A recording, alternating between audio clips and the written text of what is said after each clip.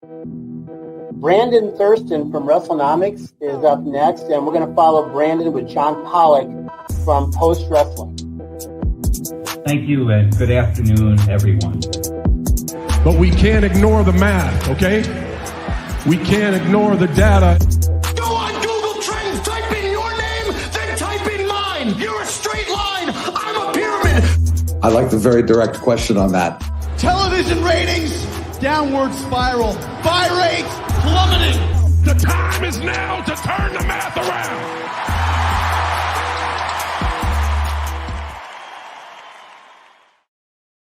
Hello, everybody, and welcome to Pollock and Thurston. How was that? Well done. Well done.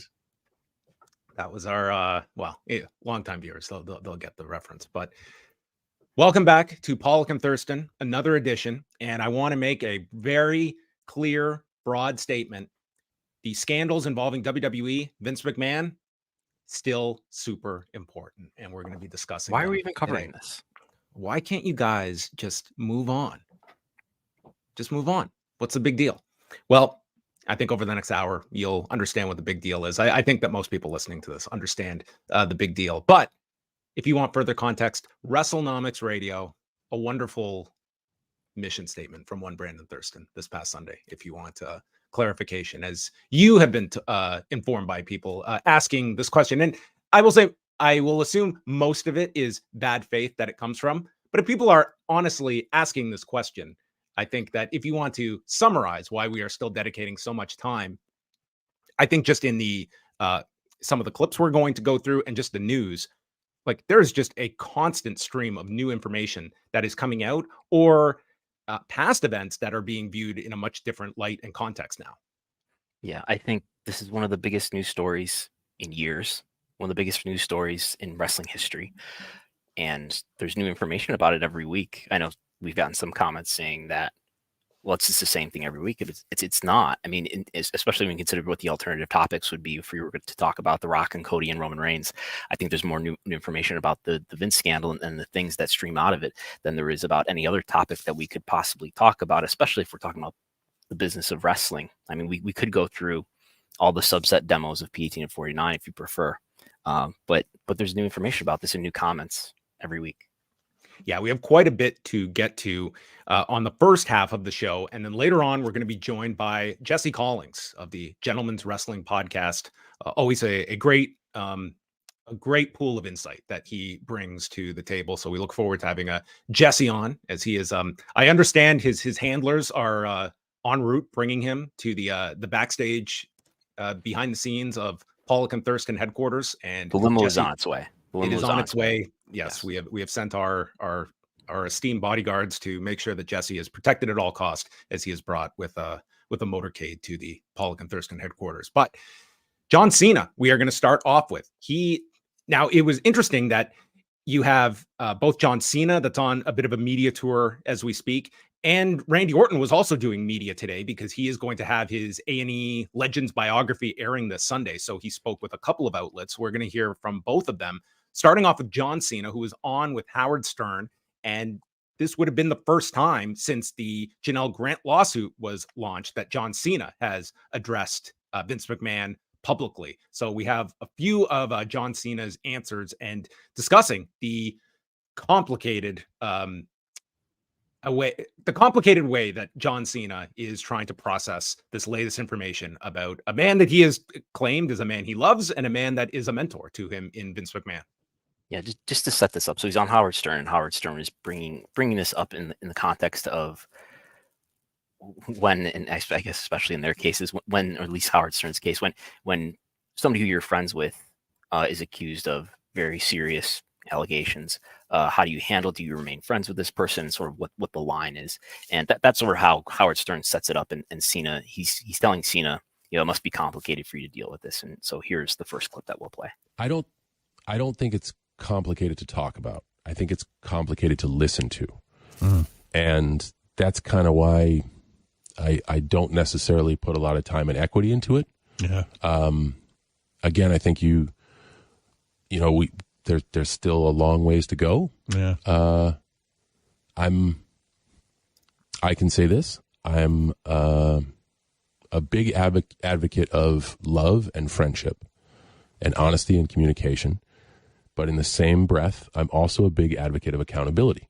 Yeah, me too. I think you explained it well of if someone's behavior lies so far outside your value system that the balance shifts of like, man, I can't operate in a world where this works. Yeah. That's the end result of being accountable. But What there's the hell also are you going to do though? So right now what I'm going to do is love the person I love, Right. be their friend. And by that, it means like, hey, I love you. You got a hill to climb. And, you know, there's the saying of like, hey, you don't know who you are, or you don't know who your friends are until the shit hits the fan or your back's against the wall. That doesn't make any of what's going on any easier to swallow. Right.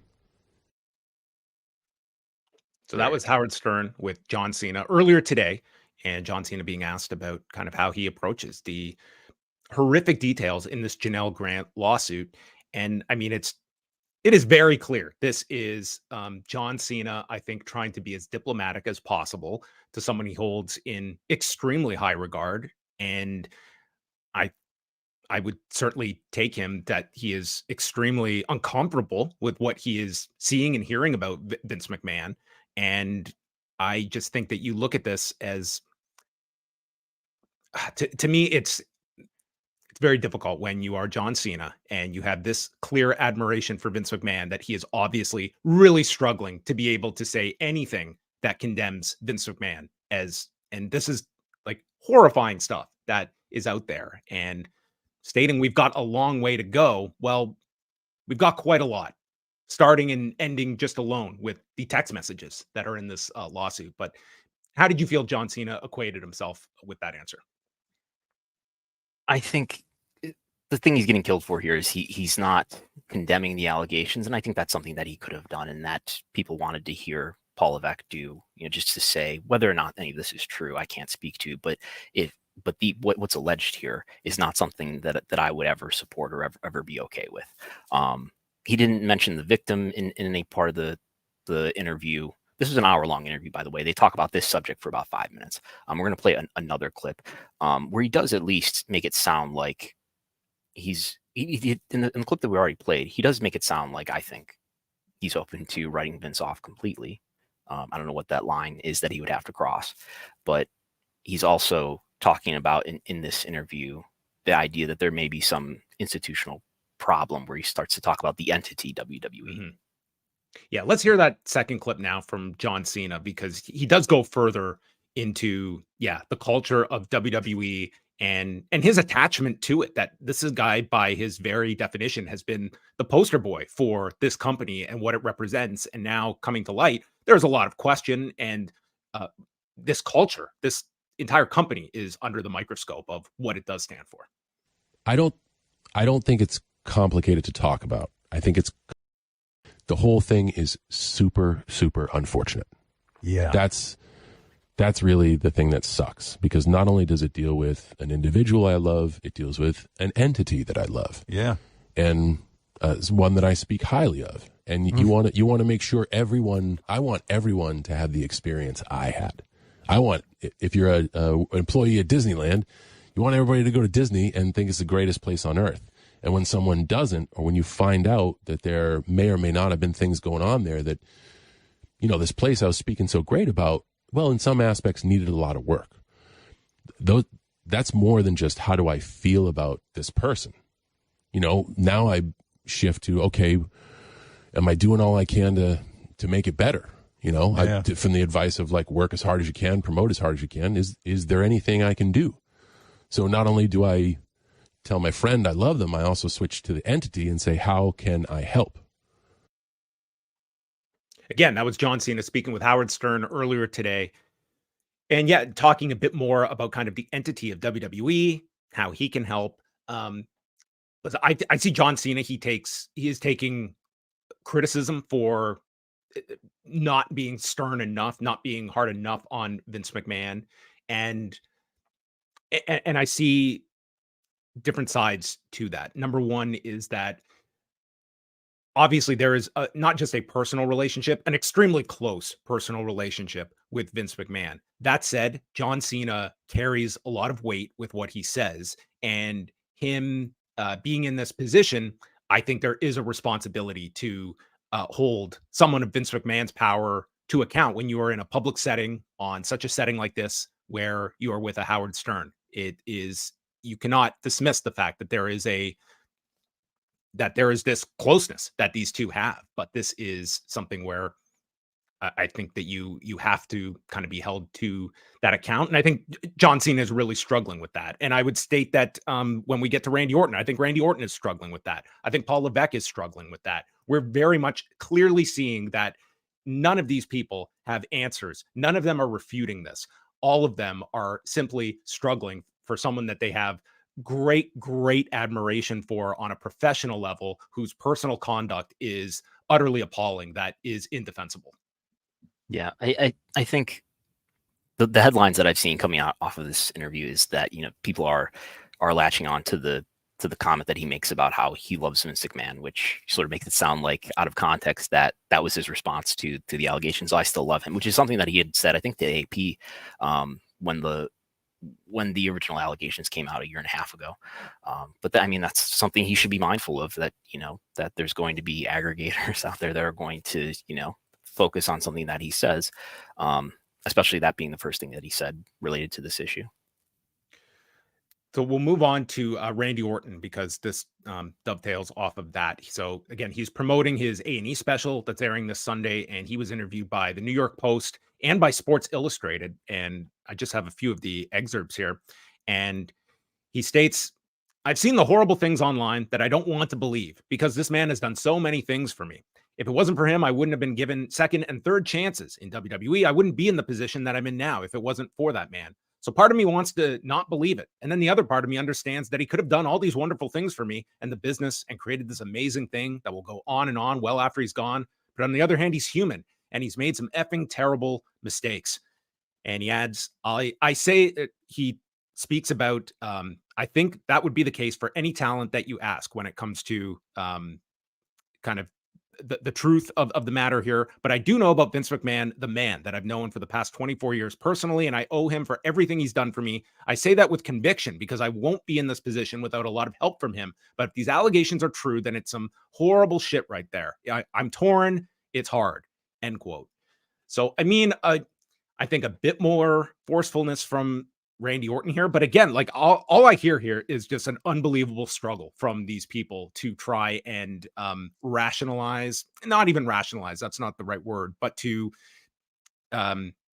convey what is indefensible. And I mean, the line here about, you know, on the other hand, he's human and made some horrible mistakes. I mean, this is, that lawsuit, that is not humane treatment. That is not, those are not mistakes that I would just classify as, you know, human error, that, you know, we stumble and we learn as we progress. But certainly it's, I don't look at these performers as ones that are going to be like the sternest adjudicators of Vince McMahon.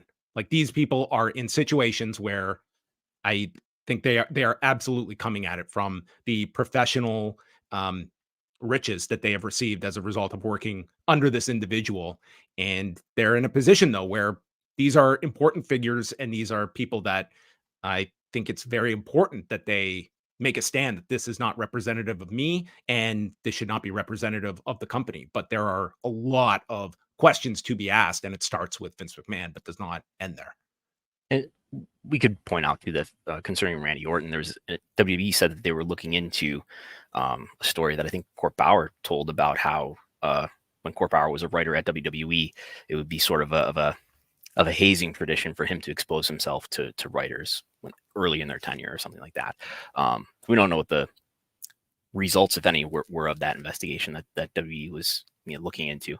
But I would say, when it comes to John Cena and Randy Orton, and for a lot of wrestlers and people who've worked in WWE, I think that they're not giving themselves enough credit in that. Like, if you have any belief in your own ability, which I'm sure they're not, neither of them are short on, regardless of whether Vince McMahon was in charge or somebody else was in charge, you probably still would have had a successful career. Vince McMahon held the keys and opened the door. And I just think there's sort of a collective delusion from a lot of people who worked for WWE and under Vince that he like generously waved a magic wand over somebody's head to make them a star and to make them rich. I mean, in the case of Orton and Cena, they happen to be two people who, you know, he recognized enough talent in, and he didn't, you know, with his narrow vision of what WWE could be, and the control freak tendencies that he had, you know, even as a head of creative, he didn't manage to squander them, and he managed to draw a lot of money with them, and they brought a lot of value to WWE. It's not just one way, and you know, and a lot of people talk about how, you know, nobody's really a draw anymore, and WWE is the brand. Well, who created that brand? Who created lasting value for WWE? Among them, you know, the highest on that list would be Randy Orton and John Cena, along with a few others. So it's sort of not giving themselves enough credit that, you know, it wasn't Vince that just magically made them into stars and made them rich. They brought their own talents and their own skills to this, and they became stars of their own volition as well. Yeah, I think where we are, like, that has been a thread that extends even to what we heard from Bret Hart last week, who, I mean, has been like, I would say the staunchest, like the hardest, when it has come to his just utter like lack of faith in Vince McMahon, but still noting the fact that Vince McMahon gave him this incredible life, and that is like embedded in a lot of these performers, and it's even more so those at the higher end. Um, but it extends all the way down. When you look up and down, like, that would probably be a consistent trait that many do believe, in the sense that they are owing to Vince McMahon. And like, the further you go down that kind of thought process, I mean, it does paint a picture of performers that are grateful to be in this company. And I think you can extrapolate to like reasons that we don't see like public scorn of the company. Like, you are trained, you do not rock the boat, you do not upset the norm, and this is You don't say anything that's going to offend Vince McMahon, for sure. nothing. I mean, you can, and I wouldn't even say it's like the similar structure that we see in the UFC, where, I mean, there's plenty of fighters that are very outspoken at times against UFC, and ones that will talk about certain controversial issues as it relates to fighter pay and such. Like WWE, like, it is, from a public standpoint, like, it is like you are on message when you're out there. And I think that a lot of it, it's just, this is a job that I do not want to compromise. And it's like, I am lucky to be here. And I think some of that sometimes is not equally distributed in terms of the value that these performers present to their given spots on a card, especially with two shining examples here in John Cena, Randy Orton. It's something I've been seeing on Sunday the last couple of weeks, I think, is that the thing that people will still protect. You know, we're past the 80s and 90s where people were protecting whether or not wrestling matches were not predetermined. But the thing that people will still protect is that, you know, Vince was, especially towards his latter years as head of creative at WWE, they would still protect the notion that Vince is a genius and Vince is this great creative mind. And it's just, I mean, look, he's gone now, and the business improved in a number of ways. For that matter, Kevin Dunn is gone now, and the production has improved. It's the thing that people still protect, and it's part of this story where you have people, at least, you know, today you have John Cena and Randy Orton hesitant to really condemn what he's done, or condemn what he's alleged to have done even. So yeah. We'll move over to Ashley Banfield, who had Paul Roma on her show earlier this week. And this goes back to kind of just looking at a culture within the WWF. Paul Roma's time in the WWF goes back to the mid 80s, when he was there, both as a singles performer and a tag wrestler, and wrestling there until 1991, and made the allegations that male talent was propositioned during that time, including a former tag partner of his, in response discussing one of his partners, Jim Powers. So we have just a brief clip here from Paul Roma. This was on Ashley Banfield's show earlier this week. And my former partner, one of my former partners, when I was part of the Young Stallions, he was propositioned, and he said he went to one of the agents and told him what had happened. And I said, why would you do that? You just ratted on both of us. These are all allegations. We have to be very clear about this. But Correct. Your friend and former business partner, Mario Mancini, spoke with us the other day and said he knows of at least one incident from years ago that's even worse than some of the Yes. worst allegations in Janelle Grant's lawsuit. Do you know what Yes. that incident is, and can you tell me tonight? I really shouldn't right now. But yes, I do know what it is. And it is worse. Can you characterize it in any way? Just that Mario and I are really surprised. We spoke about it, and we're surprised that no one has come forward. But on the flip side, I think that, they're of an age now that, they may be married, have kids, and they don't want to open Pandora's box. And I can't blame them. And I said that to Mario. Can you blame them? Would you really want to open this up, this can of worms? No, you wouldn't want to open it up. So this, Paul Roma discussing incidents in the 80s in the WWF locker room of male talents being propositioned with the idea that this would be a quid pro quo where you could, essentially you acquiesce, and that could mean things for your career. And then also this allegation from Mario Mancini that Paul Roma backs up of something even more horrific. Paul Roma was very careful here. He was not naming names. And I think you saw certainly just in his demeanor as well, was being very careful too in what he said, what he did not say, and kind of leaving it at that. But it leaves you with a lot of just this continual light that is being shined on a culture beyond just one or two individuals. Yeah, he's talking about Mario Mancini, who people might remember. Not only it was a sort of a jobber wrestler right back in the 80s, but he was also more recently in the news. He was a person who came forward to corroborate Rita Chatterton's allegations. Rita Chatterton told him, I believe the next day, about the alleged rape that had occurred in the back of Vince's limousine in 1986. So he's someone who's been a part of this story over the last year and a half.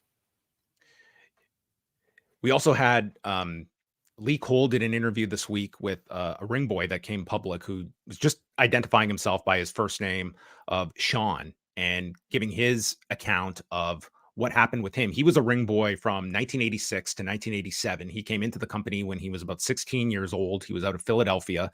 And this was one of the many ring boys under the watch of Mel Phillips, who was a ring announcer for the company and also like the ring crew chief that would be in charge of enlisting ring boys, and Sean being one of them.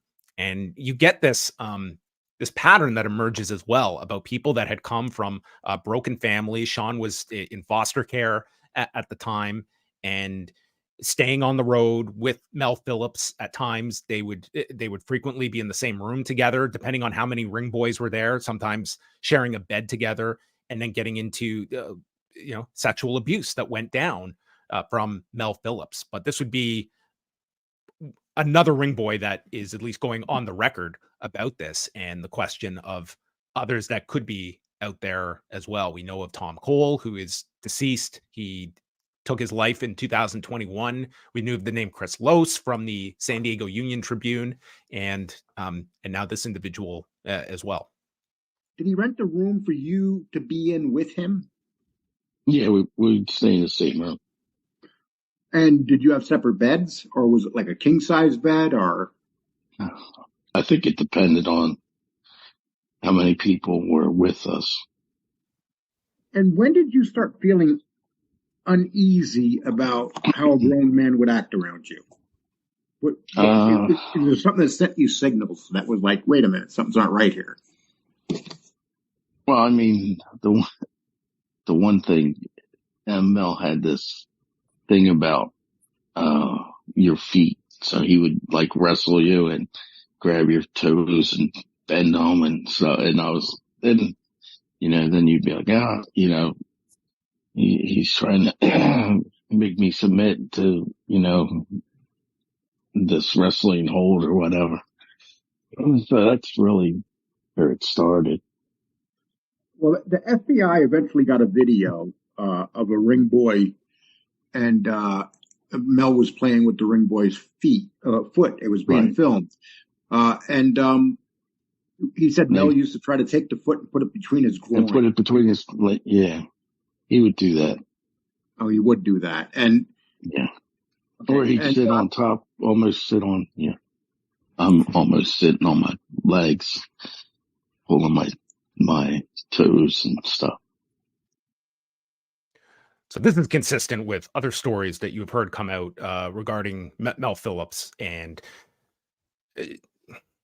I don't even know what you how you react to these clips, other than another person that is coming forward on this. And what was interesting is that Lee Cole did a follow-up the day after in regards to response to this interview, and let's just hear. This is a very short clip from Lee Cole just about the response he got. This is just like 24 hours after this interview airs. But Billy, yesterday, when I got done with the show yesterday, I went back and checked my email. I had a slew of emails from people who are claiming things happened to them. Why do you think people are reaching out to me like this? When we did the first lawsuit back in 92, it wasn't like this. I mean, I literally, all these people giving me their names about, they want to talk to me about what happened. And I'm like, wow, are you kidding me? I mean, and a lot of these seem very legitimate. It was even a couple wrestlers. So that's just like 24 hours after this of like, it does give you the sense, Brandon, that there are a lot of people that seem to be focused on this and are revisiting their own experiences, and how many more would be willing to come forward. If you take Lee Cole here, it would seem like it's not an insignificant number that are now willing to speak, when it seems like there's a lot more attention on this than in years and decades past. And that's the circumstances of how he connects with the person who's identified just as Sean. This is not somebody who Lee or Tom Cole knew contemporaneously, at least for sure. There is a little bit of discussion in the interview about maybe I ran into Tom Cole at the time, but they're not even sure. But he does seem credible. So my point is, it's not as if this was somebody that they knew back in the day, that they've been in touch with, but this is somebody who reached out to Lee Cole in light of this news. But he does come across as credible. And he had dates that, I mean, just doing a basic there's the Kamala and Hulk Hogan match that he mentions in Baltimore, and you can find a record of that on Cage Match in the timeline. This is a February 14th, 1987 double shot in Philadelphia and Baltimore the same day, including a cage match where Sean alleges he was ringside for holding the belt. I mean, that it backs up. It did seem like he was kept some kind of diary or notes contemporaneously of the time of his itinerary, where he was. Came off very credible to me in this interview. So, and another thing that the Lee is trying to get across in the course of the interview is that he was taken across state lines. These were underage boys, and that would be, I believe, a violation of the Mann Act to bring children across state lines to do labor in the first place, before we even get to sexual misconduct by the former ring announcer, who is what's his name? What's the ring announcer's name? Mel Phillips. Mel Phillips. Yes. Yeah, I think all of this is like, the more people hear these stories and how it connects to what was known at the time and what was, as much as we're looking at sort of these allegations of sexual abuse in the company, we're also seeing how much knowledge there was. And that's where you look at this Ashley Massaro story and the extent of which they went on the record denying any knowledge of this that feels like has been debunked rather soundly from various sources, not the least of which is John Laurinaitis, who was a high-ranking official at the time. But Brandon, I think the fact that statement is so definitive that they put out in 2019 denying any knowledge of this, how do you not question so much of when the company has stated, we have investigated this, but no results, or put out a statement that exonerates themselves? And that is what a lot of people rest upon as confirmation that nothing is there or that this was refuted by the company. I think you have to approach everything with a skeptical eye when you see such a statement as we did in 2019 that just does not hold any water with what has been thrown against it over these last couple of weeks. Well, I mean, clearly this was an issue from the top down. We have 4 NDAs that Vince has had women agree to. We have all the detailed allegations in the Janelle Grant lawsuit, the Rita Chatterton allegations. I mean, clearly this was the CEO of the company was allegedly, engaged in a series of incidents, to say the least, that may have involved sexual misconduct. So it's not that surprising that PR would give out statements saying they looked into something when maybe they didn't that seriously at all. So that brings us up to the present. Was there kind of any other elements just that you've observed over several of these stories as well, Brandon, and as it relates to what we have been discussing? I mean, are there any like kind of new wrinkles that you're looking at that have caught your attention in a kind of a different context here? No, I think we should probably explain why we're including, why the Ring Boy scandal is relevant at this time. And I know we did the show 2 weeks ago with David Bixenspan talking about this. It just shows an overall history and pattern of, not being that against sex trafficking, sexual misconduct of various kinds across the history of this company, not taking it that seriously. And then ultimately in the last, at least in the last 15 years or so, we have a number of alleged incidents involving Vince himself, involving the CEO of the company, perpetuating this kind of thing. And I think one of the really important details that was sort of dug up when David Bixenspan did his piece for Business Insider was the fact that Mel Phillips was let go by the company in 1988. And it was he was brought back. It was, that he had this unnatural relationship, an unusual relationship with young boys, and then brought back with the provision of steering clear of young boys. Like that it was unconventional rape. Yeah.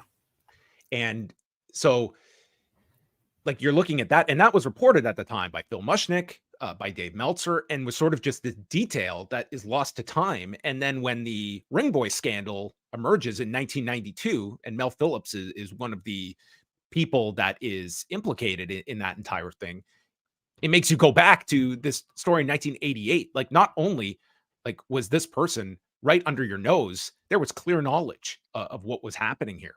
And in terms of the credibility of their statements, we have reports by Phil Mushnick and Dave Meltzer of Vince admitting he has knowledge to some extent. Yeah, this was on the record. This is not like unnamed sources at WWF conveyed this to this was Vince McMahon on the record with these two in Phil Mushnick and Dave Meltzer stating this about Mel Phillips. And then he goes on Larry King and denies that he's ever even heard rumors of this.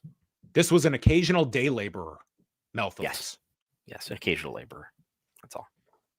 So I get, again, like this is painting a broader picture of like a scandal, the likes of which the 1992 Ring Boy events, how they occurred, and this company coming out of it, that you would think this would be a reckoning that, my God, what we got past here would be a clean sweep of the culture of this company, and that how damaging this could have been for most companies out there.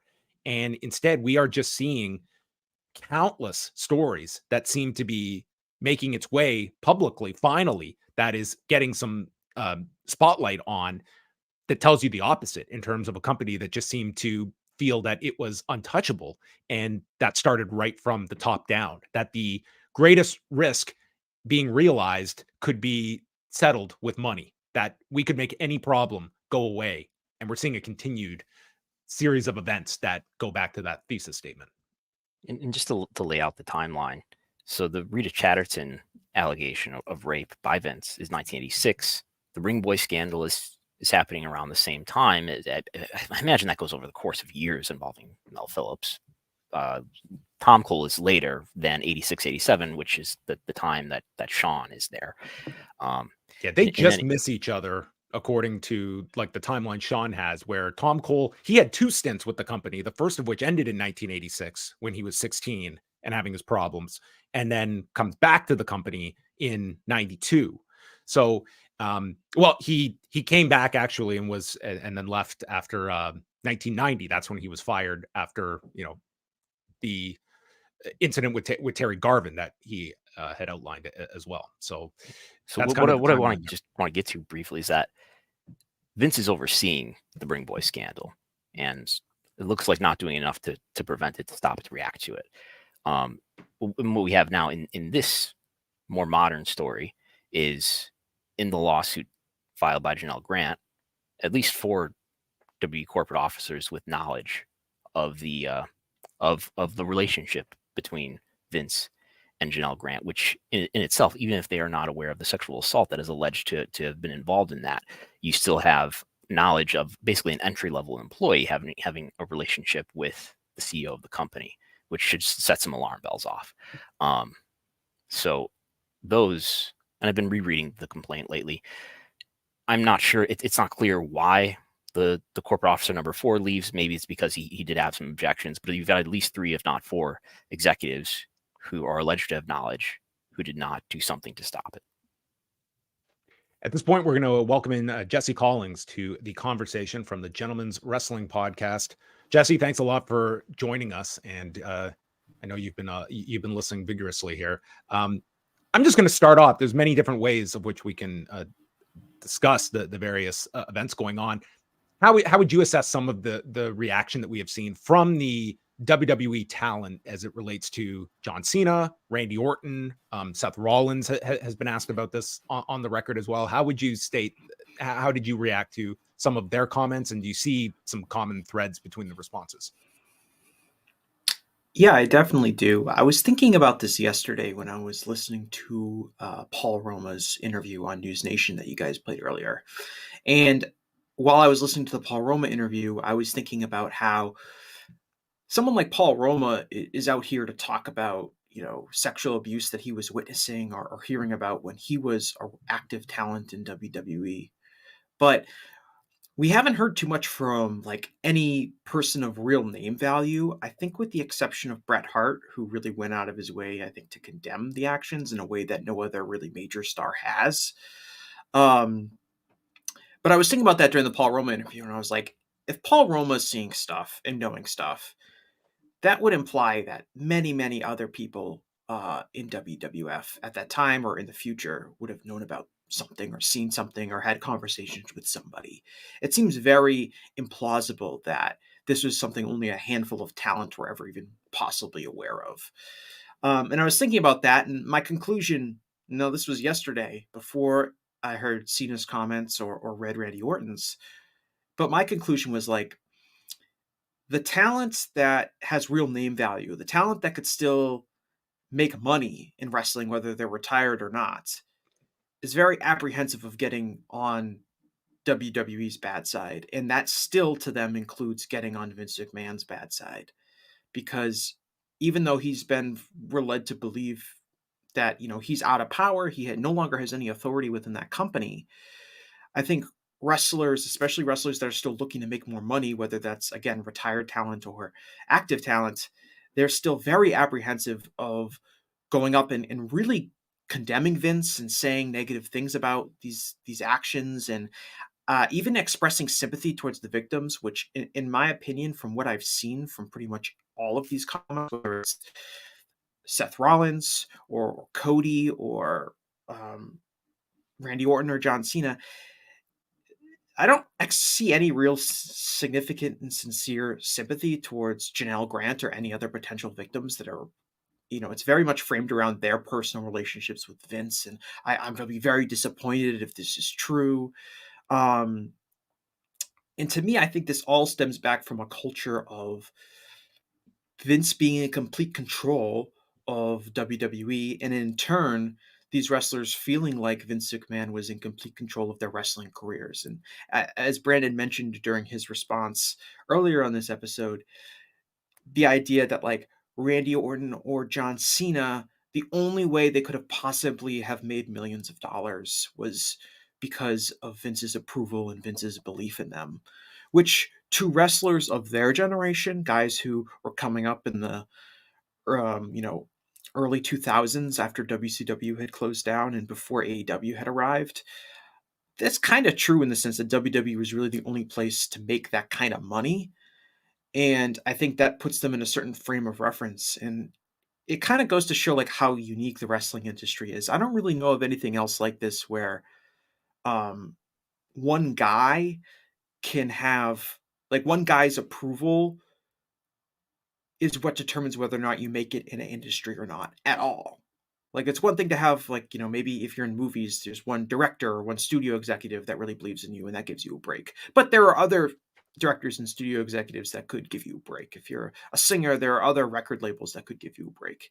For people of John Cena and Randy Orton's generation, the sense really is it's just Vince McMahon. If Vince McMahon didn't believe in them, they would have never made it in pro wrestling, which maybe, as Brandon said, shows a lack of confidence on their behalf. But to me, comes across as like, again, the reason Vince McMahon was able to get away with these kind of actions for so long was because he kind of there was this idea that he had complete control over the professional wrestling industry and who got to make money in the professional wrestling industry. And everyone was so afraid to say something against him or to speak out or anything like that. And I think even though he's technically gone, that hold is still over a lot of wrestlers. It's still over a lot of people in this industry that will do whatever they can to try to protect Vince and protect WWE. It's almost like they can't even associate it away from themselves. I think someone like John Cena probably views an attack on Vince McMahon and an attack on WWE as a personal attack on him. And he's going to be very defensive about that. Yeah, I think there's a little bit of Stockholm syndrome there. And as far as like people still not being willing to really condemn what's happened here, I think if you look at, you don't know where WWE is in terms of like, if I say something that WWE disapproves of, are they going to look badly upon me? And that's going to result in me getting fewer opportunities. Because we haven't had a clear message from WWE, like separating themselves from Vince. And we can look at what Paul Levesque said. He would not say hardly anything about it. There's been a statement from TKO about taking the allegations seriously, but that is a TKO statement and not a WWE statement. And we don't really get a sense of how Paul Levesque feels about this or how Nick Khan feels about this. And Nick Khan has not spoken at all. There's definitely a sense of there being like a new world order in WWE post, Vince's resignation or Vince's most recent resignation. And it's definitely part of this is probably people unsure kind of how this new management structure is going to react to outspoken criticism of Vince, or perhaps outspoken criticism of the company. I think that one of the major things that we need to look at here is I think that there are wrestlers. Do you think there are people like wrestlers in WWE that think Vince is going to come back and be in power in the company? As ridiculous as it sounds, Jesse, I'm sure that there is a healthy percentage that are looking at this like they've seen who could have necessarily predicted in 2022 that he would return and look at it the same. There's always that thought that no matter what, like Vince McMahon is like a cat that is going to land on his feet somehow. That I'm sure there is that thought that it's just this is the family that has run things, and the idea of Vince McMahon being back in power is not something they're going to shut the door on. Definitely. If there's a belief to be had or a conspiracy theory to conjure, you will find wrestlers who believe in it. As we've discussed, though, that situation where Vince did make his comeback in early 2023 was very different because of the voting power that he had then that he no longer has now. Right, but and I agree. Like logically, it seems much more difficult for Vince to get a path back to power. But I think there's this notion that maybe the coast isn't clear yet to bury Vince publicly. Because there's this fear of him coming back into power somehow and him being able to influence the company that would negatively impact careers. And so I think that's something that we probably need to be mindful of and to keep an eye on as perhaps maybe more time goes on and it becomes apparent that Vince really can't get back into power if this is still a story being discussed. And there's probably many, many twists and turns that are going to be coming from it.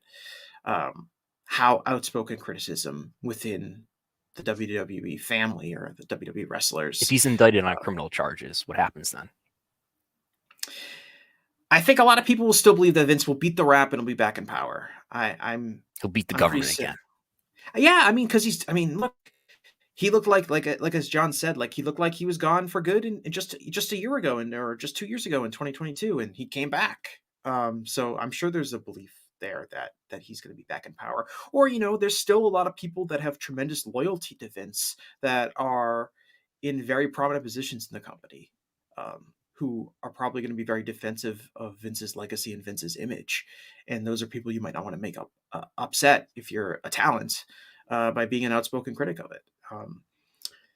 And so I think there's that whole dynamic in play too, that Vince's tentacles go far beyond just Vince's presence. It's one of the aspects to the Ashley Massaro case that has either not been focused on enough or has been misconstrued is her message that she sent to WWE in 2018. And for those that read the language, nowhere in there is she recanting her admissions to the company or walking back her allegations. What it told We're me talking about is, Ashley Massaro, right? Yes, with Ashley Massaro, is that here is a company that has a vacuum of power that if you want to work in this industry, this is the company that you need to be on good terms with. And that's what I think most people that read it, that was your takeaway, that even through this awful traumatic event, this is Ashley Massaro that is trying to foster some kind of relationship with this company for preservation of remaining in this industry in some capacity. Yeah, and I think it's really interesting that the timing of that email, which is just before W Evolution happens. I could see her, seeing a lot of her peers getting booked on that show and wanting to get booked on it too. So that I could see that as a motivation for why she reached out at that time. And this speaks to a lot of problems within the wrestling industry that go beyond just, Vince's sexual misconduct. One of the reasons you have these, older or retired wrestlers who are, still showing a lot of loyalty and fealty to the company that maybe doesn't deserve it is because they're looking for that one more payday, because these are people that maybe don't have tons of other ways to get income after they retire or after they're done wrestling for whatever reason they get released by the company. They're people that, I don't know, they have probably, most of them have really significant medical issues in terms of their physical shape and probably have high medical bills. They don't have a guaranteed source of income. They perhaps didn't get, proper job training or things that would allow them to succeed post wrestling. The Wrestlers Association provides them with health insurance and a pension, though, right? Well, I was going to get to that, Brandon, in the sense that, if they had a pension or they had something like that would allow that protect them, there would be less reliance on constantly trying to remain in WWE's good graces. And WWE has been able to, and especially Vince, have been able to get a lot of people who said a lot of mean things about them back into the fold and to say nice things about them. And honestly, Bret Hart is a perfect example of that. Bret Hart should have every reason in the world to never want to say anything nice about Vince McMahon ever again. Yet he said quite a few nice things about Vince McMahon over the last 20 years. And I think part of that is because, he's looking at, okay, how do I, I want things from them. I think, he did the Hall of Fame because he wanted control over his video library or something like that. Didn't he wasn't there a part of that? The DVD under the belief that they were going to do another Warrior DVD and just bury him. Right. So there's all this leverage that comes into play that leads people out. I was really, I don't see a lot of people have talked about it since then. And it was a couple of weeks ago. So really, really disappointed in Mick Foley's comments about how these are terrible allegations, but I hope that doesn't take away anyone's good memories of the Mr. McMahon and the character and all the good times me and his character had together.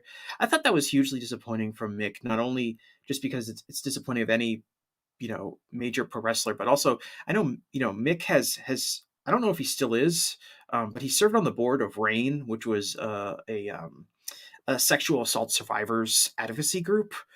For a long time, he's done a lot of charity for that. And for him, of all people, to kind of have this, oh, Vince, I hope this doesn't ruin his legacy. And I was like, I hope it does ruin his legacy. This is an awful person if you believe these allegations. And so But again, I think that comes back to we got to the industry has taught all of these people to remain on Vince's good side, no matter what he does, no matter what you see, no matter what he does to you personally. Don't criticize the brand, protect WWE, protect Vince at all costs. That's just kind of institutionally what's been taught to wrestlers for the last 40 years. And it's a shame. We focus a lot, and because they are the ones being asked about this, we focus a lot on like what current talent or past talents are how they are holding Vince McMahon accountable. We'll look at fan support. I mean, the company's business is red hot. You have to look no further than this past weekend's house shows.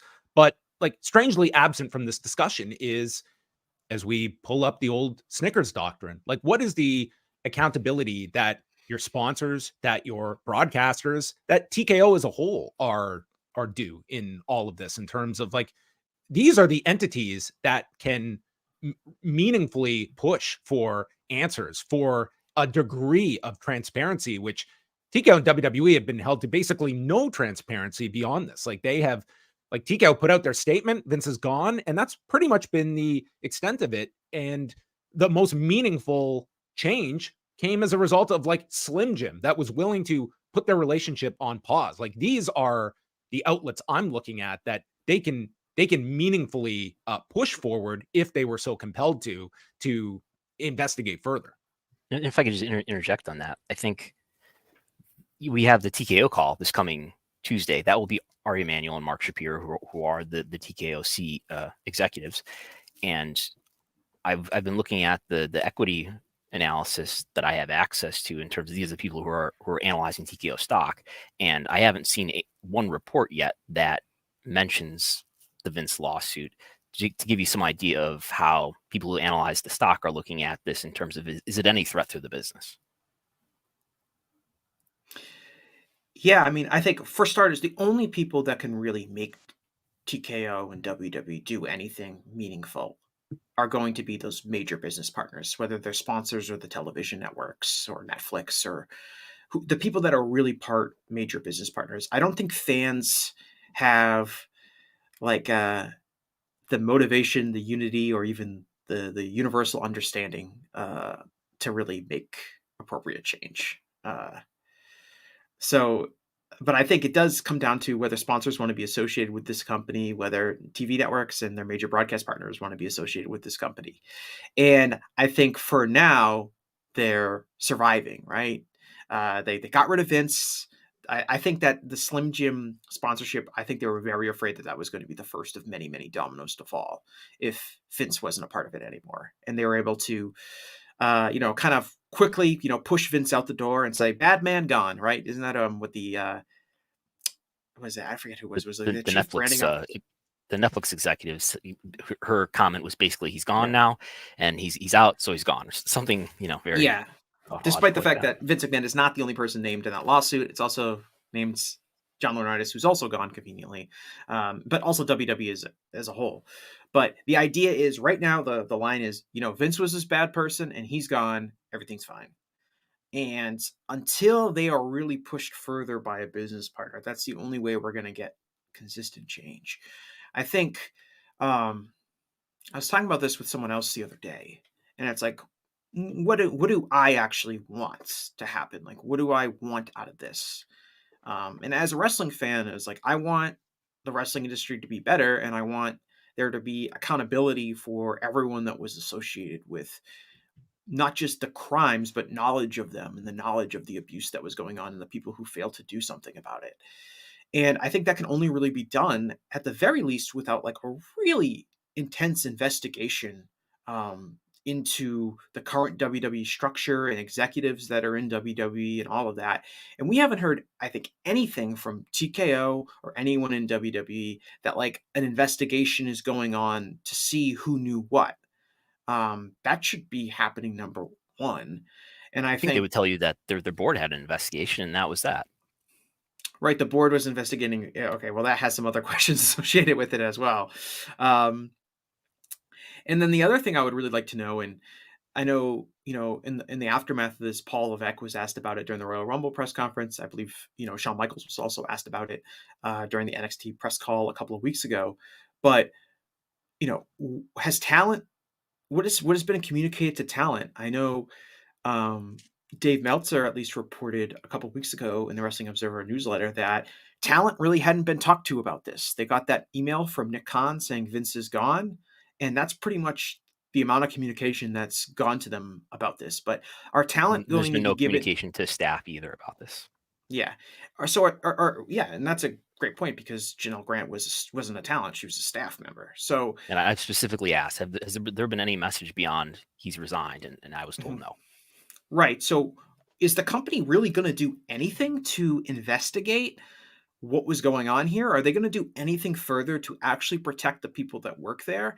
And so far, it seems like the answer is no.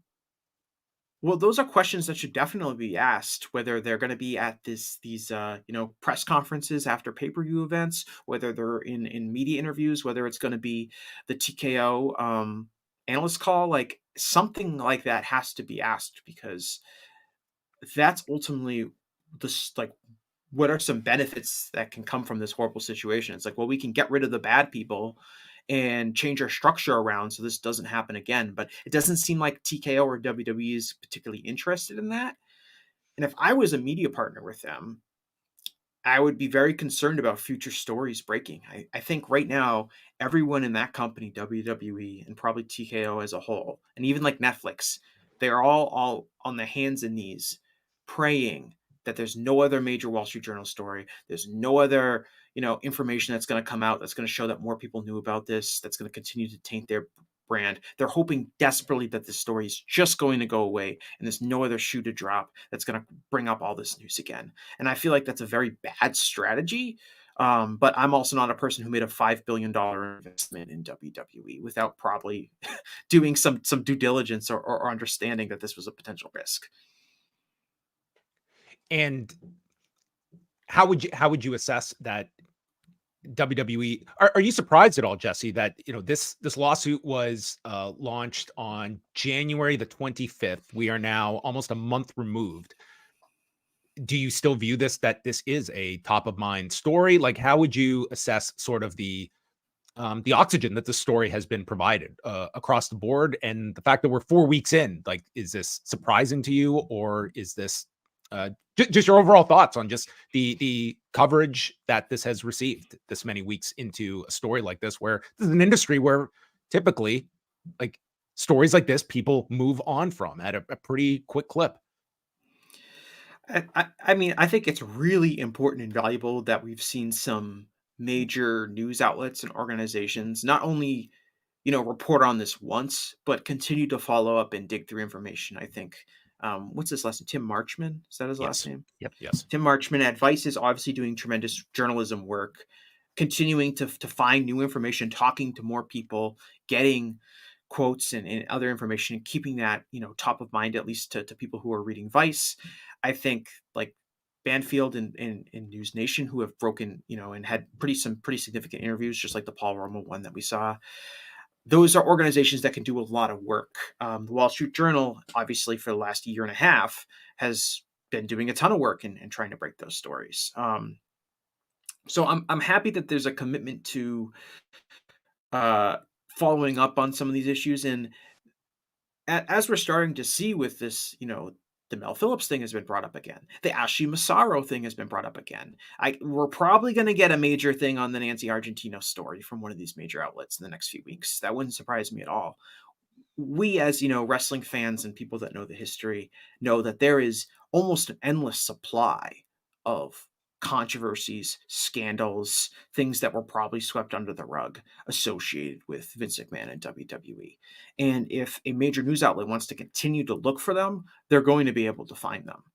And it's just about, I think, increasing that pressure on WWE to change.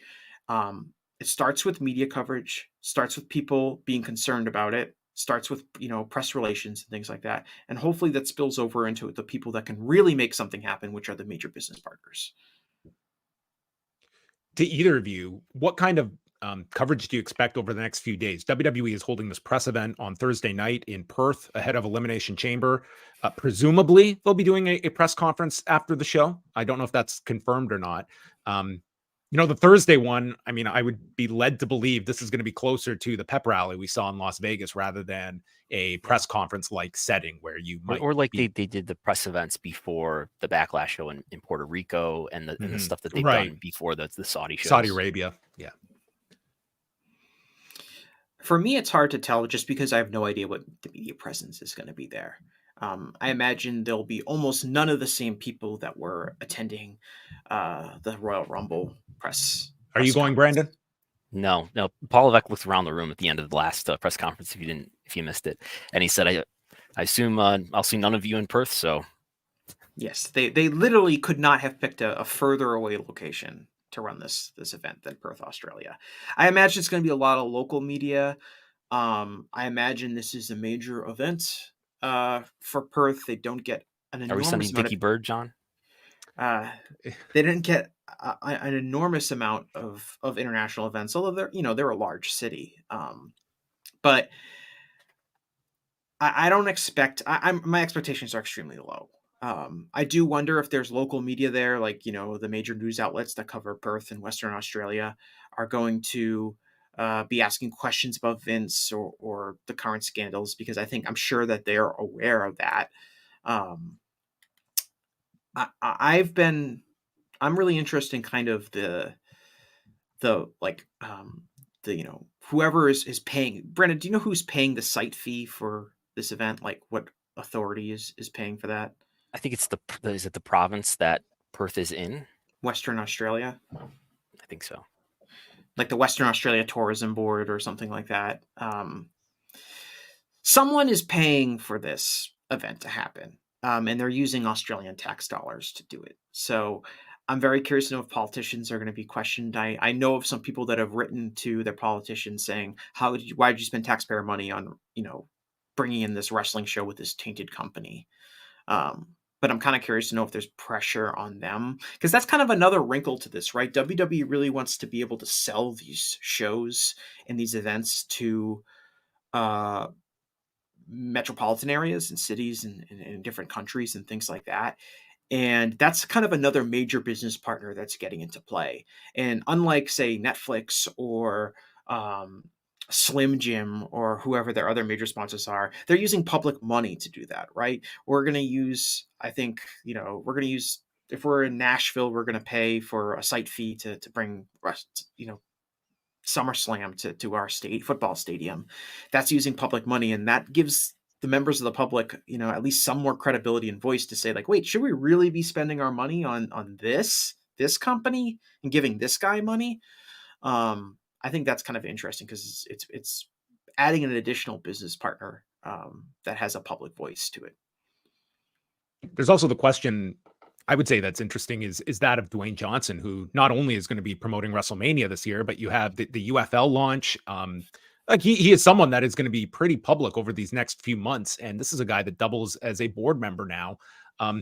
Again, of the media that Dwayne Johnson is going to be doing, my expectation level of him being asked about these topics is very low. But he's going to have a more significant profile as he is in the promotion of these various events that are coming up in the next 2 months. Yeah, I mean, one of my just theories on like why the creative around this WrestleMania main event and Cody winning the Rumble and challenging Roman and then giving the shot to The Rock and then not maybe giving the shot to The Rock. One of my theories is just that The Rock was kind of hesitant to see what kind of reaction WWE was going to get after this Vince scandal broke. And then maybe threw some creative plans in flux to kind of wait to see, do I actually want to associate with this company right now? They seem pretty hot in terms of speculation that's placed on them. But yeah, I mean, he's on the board. He is he's the public face of the company in a lot of ways. He's certainly the most famous person associated with the company, and he is putting himself back into, the public sphere as a WWE spokesperson by being on the board. So he absolutely should probably be asked about this. I'm sure he has a prepared answer for that. But it's a win, I guess, for WWE in the sense that they can kind of push Vince out and then replace him with The Rock, who people are under the assumption that he's kind of like a universally beloved figure. And he's What do obviously you very think of the timing of Rock joining the board? Just, I mean, 2 days before the lawsuit comes out. If there's any knowledge of the lawsuit about to come, that Well, I think, yeah, I mean, The Rock joining the board seemed like kind of a joint announcement with the Netflix deal, right? If I'm remembering it correctly. was like an hour apart. Yeah. Yeah. So I think their idea was like, this is going to be our big day. We're going to Netflix, and look, The Rock is going to be back, and The Rock is going to be part of our company. I guess I tend to side on that being coincidental. Now, perhaps they knew it was, the story's coming out, and we got to get this news out first to do it. I just can't imagine they're putting Vince front and center at that New York Stock Exchange photo op if they have that kind of knowledge that this guy's going to be radioactive in 2 days, or even in the immediate future, even if they don't know the date that this is coming. It just, I'm kind of with you, Jesse. I think that that makes for a theory, but one that I'm not touching Vince McMahon in that kind of a setting. And if I'm Dwayne Johnson, having like this photo op with Vince McMahon right before this is all about to come down. Yeah, I would like to ask a lawyer, like, how we got a 67-page complaint here. How likely is it that at least 2 days prior to that complaint being filed, is it that the defendants would have knowledge of that complaint coming out? Yeah. It's a fair question. It's one that certainly could be raised. Yeah, I mean, I think they definitely knew the complaint was going to come out. I bet you they knew that the Wall Street Journal was doing an article on it too. I imagine Wall Street Journal reached out to WWE within 2 days of the story being published, a story that big. So I imagine they had knowledge of it. It just comes down to, like you said, John, like having Vince front and center, and then just 2 days later noting that he was going to be this radioactive. Obviously, maybe they didn't quite. You never know how big this stuff is going to hit. That story could have hit and nobody talked about it again, and kind of swept under the rug. It ended up getting a lot of traction and a lot of mainstream publicity, which certainly helped. I would be really interested in knowing from the Wall Street Journal perspective, if they were obviously, to me, working on the story well before the Netflix announcement was made official. So I'd be curious to know if they've been, we had this story, we've been working on it. We've been working on it for a while. We've talked to the victim's lawyer and all that. And they saw, WWE in the news, and they saw Vince McMahon at this New York Stock Exchange. And they were like, okay, WWE's big now. They're in the news. This is the perfect time for us to drop this bombshell of a story. Because people are already going to be searching WWE, Googling Vince McMahon, all that kind of stuff from an SEO optimization point. It was the perfect time to release that story when people were already talking about WWE at a very accelerated rate.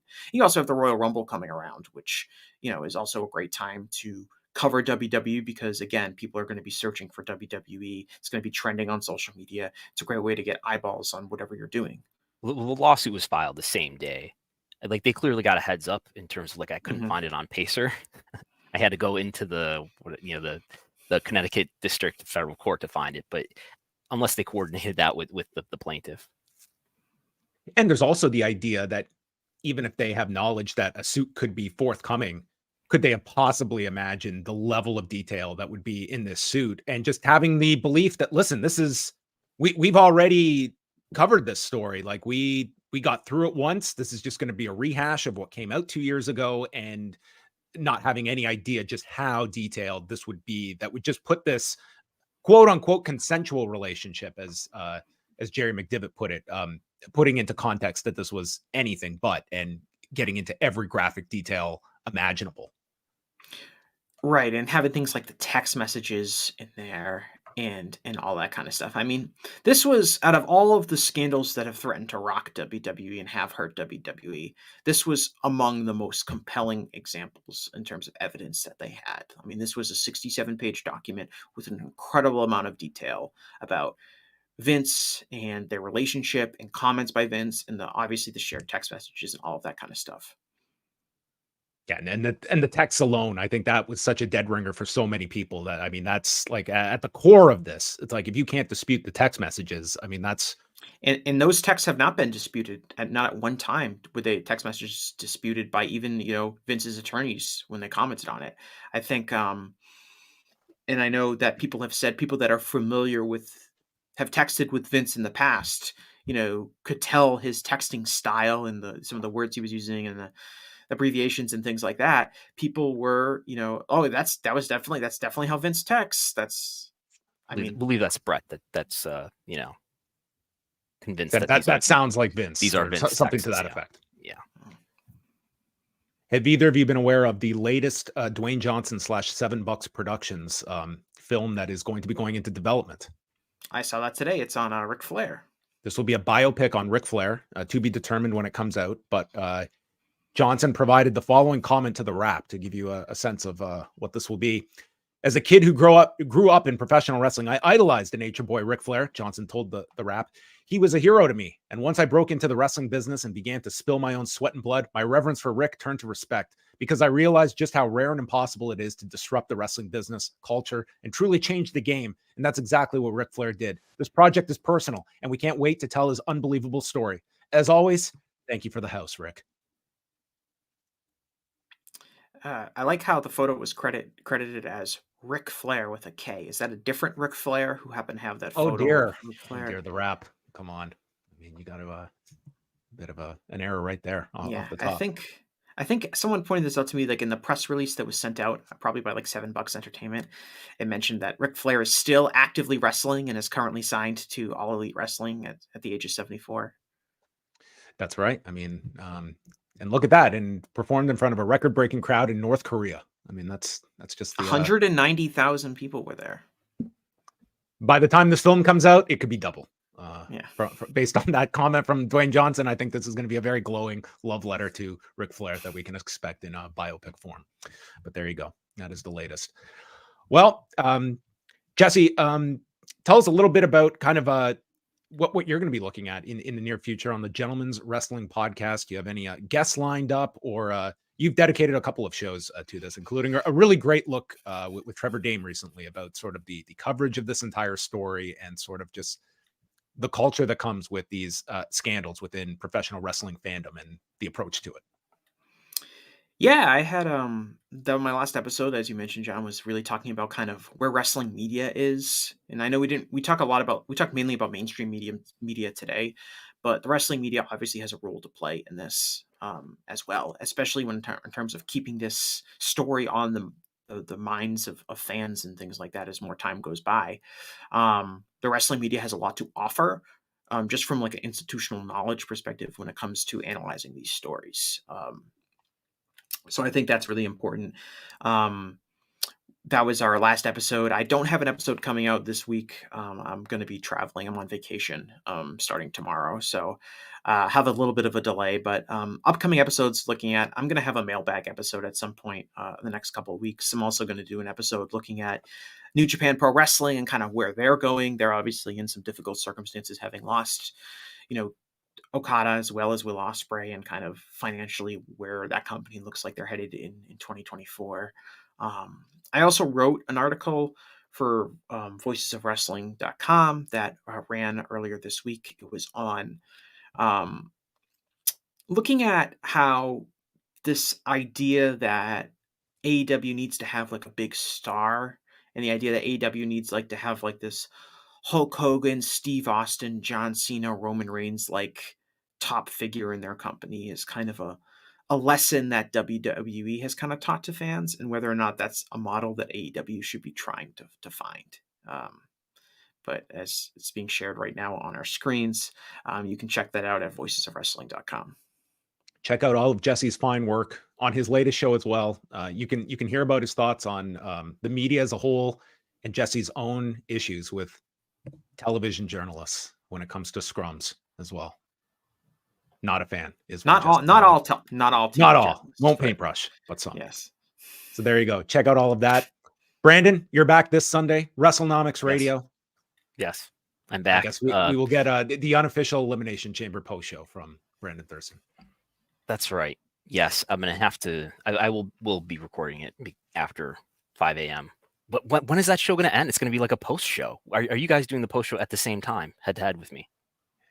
No, the show's Saturday and you're Sunday. Oh, it's Saturday. That's You're a right. day Okay. apart. Yes. All right, I'll be we're fine going then. to be up at noon Eastern on the Post channel, chatting about Elimination Chamber and whatever else happens. Maybe if there's a press conference, I might watch the press conference as well, which is something I don't always get a chance to do immediately after these shows. So that's coming up this weekend. We can also tell you our guest for next week. Brandon and I, we've got to get on track here and start booking guests in advance. So we have been talking a lot about the Ring Boy scandal and the contrast to sort of the present day scandals WWE is going through. And I thought it'd be a real interesting person to chat with, who was very heavy on the coverage back in the early 90s. And that is John Arezzi, formerly of the Wrestling Spotlight radio show. He's written a book, Mat Memories, that is out there. And he was somebody that was like going to shows at the Garden when he was younger with Mel Phillips. Like he was friends with him and then learning of like all these horrific accounts of people's involvement with Mel Phillips. So John Arezzi will be joining us next Wednesday on the show. This is if you've seen the episode of the Phil Donahue show about the Ring Boy scandal, he is on the stage for that. Yes. So that can be everyone's homework. You can go read Mat Memories and watch the Phil Donahue show over the next week. So I know many people have that favorited on their watch later list on YouTube. So you can go check that out. Jesse, thanks so much for joining us. It's great to catch up with you. And we will be here next Wednesday, 3 p.m. Eastern time. It's Pollock and Thurston.